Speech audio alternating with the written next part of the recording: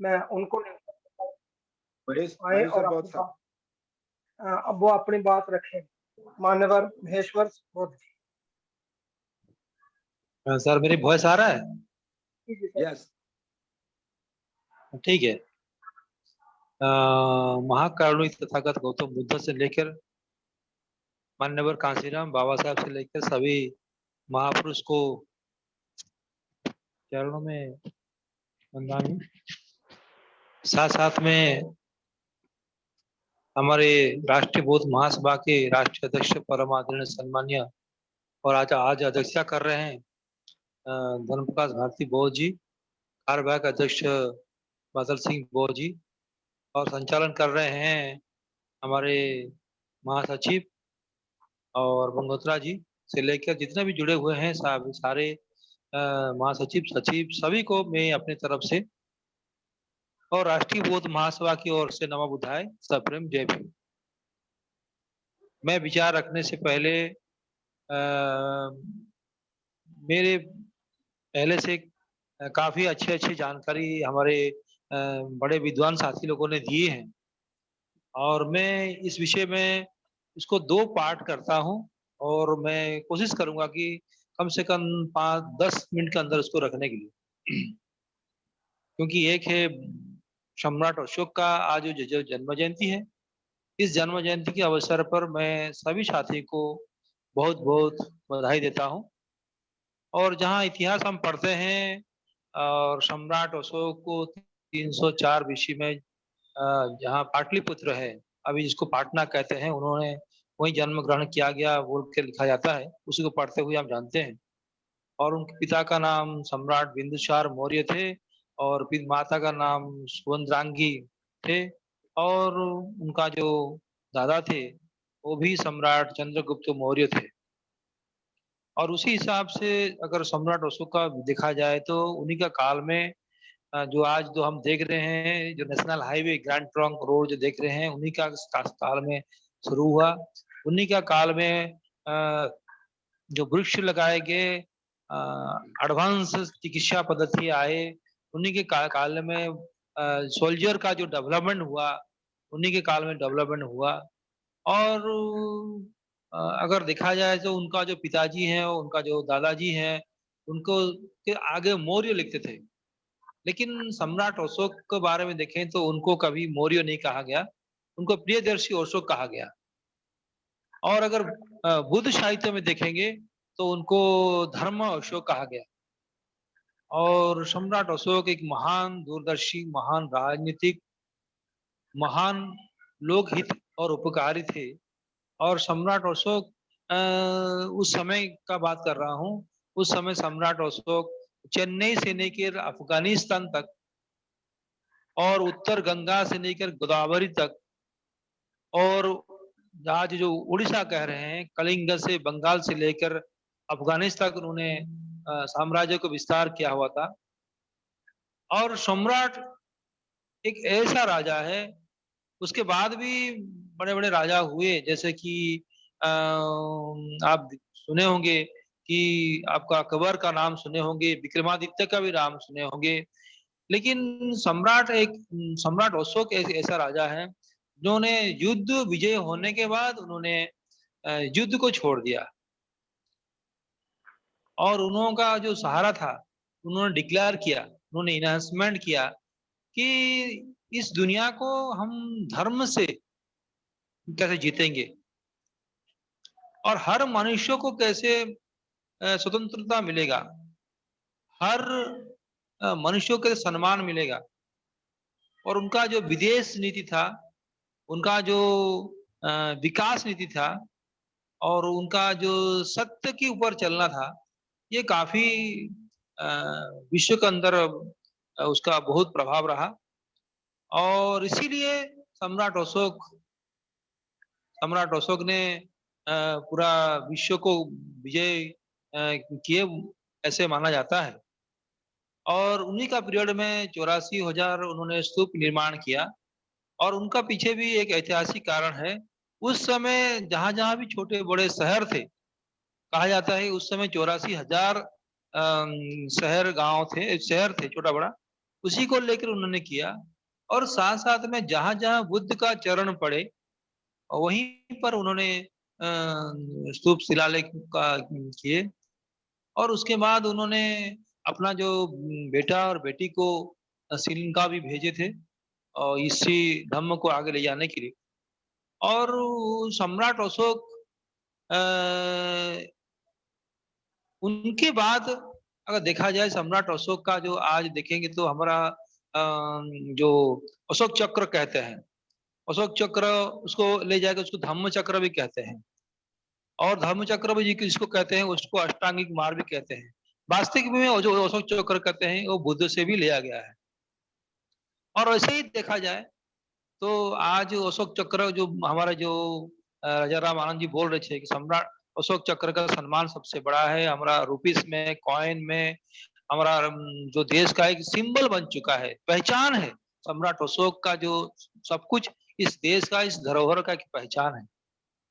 और इसके लिए हम गर्वित भी हो रहे हैं। बाबा साहब भी उनके बारे में विचार किए, जो अभी अभी हमारा जो सीनियर साथी हैं, विद्वान साथी हैं, राजा राम आनंद जी ने उनका ऊपर काफी जिक्र भी किए हैं।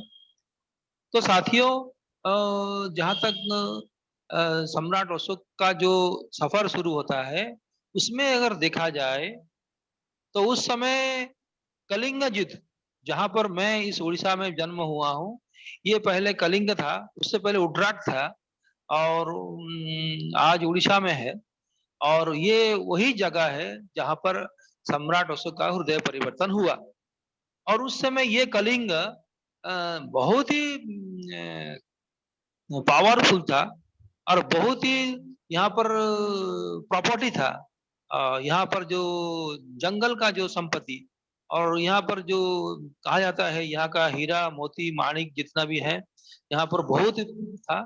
और इसीलिए उसको अख्तियार करने के लिए सम्राट अशोक ने उन्होंने यहाँ पर युद्ध किए।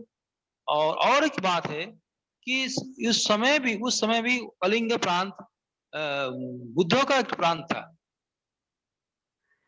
और तब जाकर जब युद्ध हुआ, युद्ध में नदी की तरह खून बहाया। और यहीं पर जो जैसे अभी राजा राम आनंद जी ने जिन्होंने जिक्र किए, वहीं से यहाँ से उनका ऊपर जो बुद्ध का विचार आया। और तब उनको जब विचार आया तो उसी विचार को उन्होंने सारे इसी प्रांत को जम्बूद्वीप के अंदर से लेकर पूरे विश्व के अंदर कैसे फैला जाए उसके बारे में उन्होंने बहुत ही काम किया। ये रहा एक तो पार्ट। लेकिन आज के समय में सब तो सम्राट अशोक का बात भी करते हैं, सम्राट अशोक का देश भी कहते हैं। लेकिन आज देश के अंदर एक झूठा मक्कार गद्दार से लेकर आज देश के अंदर किसने किसी को कितना झूठ बोलेगा, किसी ने किसी ने धोखा देना चाहिए, किसको कैसे हत्या करना चाहिए, खून करना चाहिए, झूठ बोलना चाहिए, लूटना चाहिए। और ये काम में सब लगे हुए हैं। और विशेष करके आप जानते हैं मैं किसको इशारा कर रहा हूं। तो ऐसे में राष्ट्रीय बौद्ध महासभा का जो दायित्व है और कर्तव्य हो और ड्यूटी एंड रेस्पॉन्सिबिलिटी वो बढ़ जाता है कि जब सम्राट अशोक के बारे में हम चिंतन मनन करते हैं, विचार करते हैं, आज समय आया ऐसा हुआ है कि इस विचार को, उनका जो महान विचार को इस देश को साथ लेने के लिए हम लोग का दायित्व बढ़ जाता है। क्योंकि आज देश के अंदर कई ऐसे संगठन हैं जो नाम के मात्र संगठन है और जो कुछ संगठन है वो बिक चुके भी हैं। स्पष्ट भाषा से मैं कहना चाहता हूँ बिक भी चुके हैं। तो ऐसे में आज हमारे अंदर हम जो छोटे बड़े जितने भी हैं अलग अलग राज्य में हैं, जो छोटे छोटे काम भी करते हैं, आज हमारे सबको जरूरत है कि हम जो सोने का चिड़िया जो था है, वो सोने का चिड़िया सम्राट अशोक से कंसेप्ट आया हुआ है। आज जो कहते हैं कि ये जब हमारा माननीय प्रधानमंत्री विदेश जाते हैं वो ये नहीं कहते हैं कि मैं दुर्गा काली और ब्रह्मा विष्णु महेश्वर से लेकर जितने भी देवा देवी हैं उनका देश से आए हुए हैं, बिल्कुल नहीं कहते हैं। वो कहते हैं बुद्ध का देश से आए हैं। क्योंकि बुद्ध के सिवा इस दुनिया में और किसी का पहचान भी नहीं है, भारत का कोई पहचान नहीं। वो कभी नहीं कहते कि हम राम का देश से आए हैं, हम लक्ष्मण का देश से आए हैं, हम भरत शत्रुघ्न का देश से आए हैं, हम बलराम के देश से आए हैं, हम जगन्नाथ के देश से आए हैं, हम और जितना भी ब्रह्मा विष्णु सब देवादेवी जितने हैं जो बोल रहे हैं, उन्हीं उन्हीं का नाम अगर कहेंगे तो उनको वहां कोई पहचानने वाला नहीं है। मैं स्पष्ट करना चाहता हूँ। वो कहते हैं बुद्ध का देश से आए हैं, और बुद्ध एक महान, उनका विचार महान है, और आज हम थोड़े थोड़े उस रास्ता पर चल रहे हैं, और हमारे अंदर भी धीरे धीरे बहुत सारे जानकारी अनुभवी साथी भी आ रहे हैं। तो आज की परिप्रेक्ष्य में जब वो सम्राट अशोक का बात जिक्र कर रहे हैं हम लोग का सभी का दायित्व बनता है कि ये जो सम्राट का अशोक का जो विचार था, जो रास्ता था, उस रास्ता पर हम लोग कैसे चलें और विचार को कैसे फैलाएंगे। और यही हम लोग का आज का दिन में सच्चे सदा सुमन होगा। और इसी बात को कहते हुए हम सभी को आग्रह करेंगे साथियों, अब समय कम है, काम ज्यादा है, हम सब लोग मिलकर ये सम्राट का जो धरोहर है और ये सम्राट का जो देश है, आज वो बिखर चुका है, धीरे धीरे उसको कैसे तोड़ा जाए, कैसे मोड़ना जाए, इस इतिहास को कैसे खत्म किया जाए, उसके ऊपर चर्चा चल रहा है। तो इस इतिहास को कैसे बचा जाए, इस धरोहर को कैसे बचा जाए, और इस जो सम्राट अशोक का मान सम्मान कैसा रखा जाए, ये हम ही सभी लोगों का दायित्व बनता है साथियों। और मैं राष्ट्रीय बौद्ध महासभा की ओर से आप सभी को आग्रह करूंगा कि हम सब मिलकर और तेजी से काम को आगे ले जाएंगे। और इसी विचार के साथ, इसी बात को रखते हुए पुनः मुझे कहने का मौका दिया गया, और मैंने आपसे कहा था कि मैं 10 मिनट बोलूंगा, और अभी 10 मिनट हो गया। आप सभी को नमो बुद्धाय, सप्रेम, जय भीम। आप सबका मंगल मैत्री कामना करते हुए मैं अपनी बात को यहीं विराम देता हूँ। जय भीम, नमो बुद्धाय। साधु साधु साधु। तो धन्यवाद महेश्वर जी, आपने बड़े अपने अंदर दिल की बात, जो दिल के अंदर बात थी वो रखी है, और कैसे कहा कि कलिंगा युद्ध जो था वो टर्निंग पॉइंट था सम्राट अशोक के लिए। तो ये जो चीजें आपने रखी हैं, और साथ में आरबीएम का दायित्व क्या बनता है, क्या हमारा आगे, हमें कैसे इसको लेकर जाना है, उसकी पूरी विस्तृत जानकारी आपने रखी है। तो पुनः एक बार आपका बहुत बहुत धन्यवाद।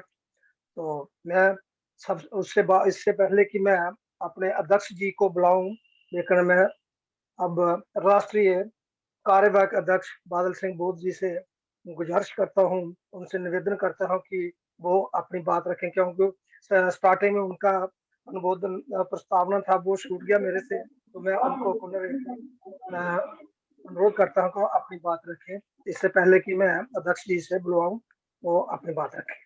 मान्यवर बादल सिंह बोध जी।